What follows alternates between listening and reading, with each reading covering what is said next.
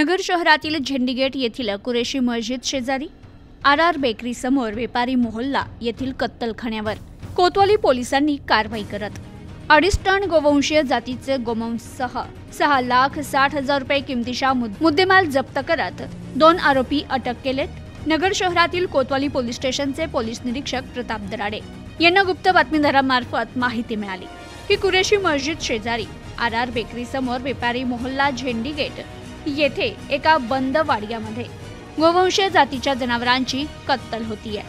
संबंधित ठिकाणी जाऊन खात्री करा आणि काही आढळून आल्यास कारवाई करा असे आदेश दिल्यानं पोलीस पथकाने संबंधित ठिकाणी जाऊन थोड्या अंतरावर आपलं वाहन उभं करत संबंधित ठिकाणी पायी चालत जाऊन तेथे पाहणी केली असता तेथे फरशीवर गोवंशीय जनावरांची कत्तल करून त्यांचे लहान मोठे मांस, आतडे, हाड कापून तुकडे केलेले तसेच जमिनीवर सर्वत्र रक्त सांडलेलं, याचबरोबर वजन काटा आणि सुरा दिसले।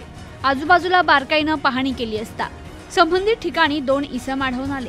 त्यावेळी त्यांना जागीच पकडून त्यांचं नावगाव विचारलं असता त्यानं अब्दुल हक फकीर मोहम्मद कुरेशी आणि नफीस कुरेशी असं सांगितलं।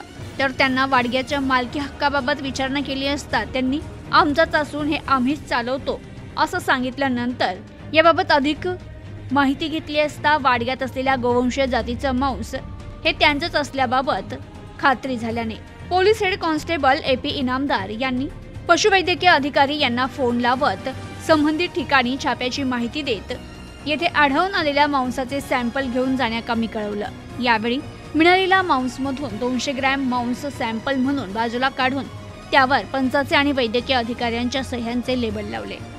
त्या ठिकाणी आढळून आलेल्या गोवंशीय मांसांचे तर त्या ठिकाणी 6,60,000 रुपये किमतीचा माल पोलिसांनी ताब्यात घेतला आणि दोघांना ताब्यात घेतलं आणि दोघांविरुद्ध गुन्हा दाखल करण्यात आला। Bureau report, news today 24।